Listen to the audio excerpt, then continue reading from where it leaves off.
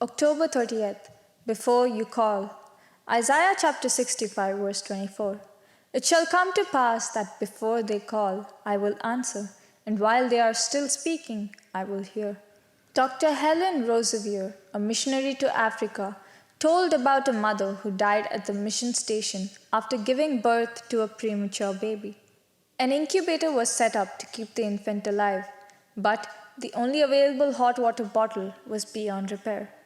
During devotions that morning, the children were asked to pray for the baby and for her young sister, who were now orphans. One of the girls responded, "Dear God, please send a hot water bottle today. Tomorrow will be too late because by then the baby will be dead. And dear Lord, send a doll for the sister so she won't feel so lonely." That afternoon, a large parcel arrived from England. Eagerly, the children watched as it was opened. Much to their delight, under some clothing was a hot water bottle. Immediately, the girl who had prayed so earnestly started to delve deeper, exclaiming, "If God sent that, I'm sure He also sent a doll."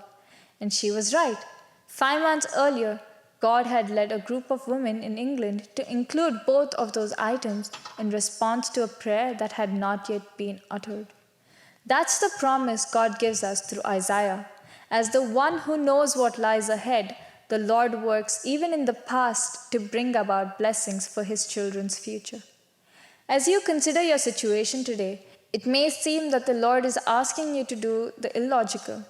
You may think, "Why should God prompt me to do this? I see no need." But remember, what you do today could be the answer to someone's prayers tomorrow.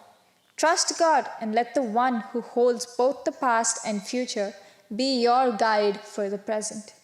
With God, the past and future are simply part of the eternal present. Amen.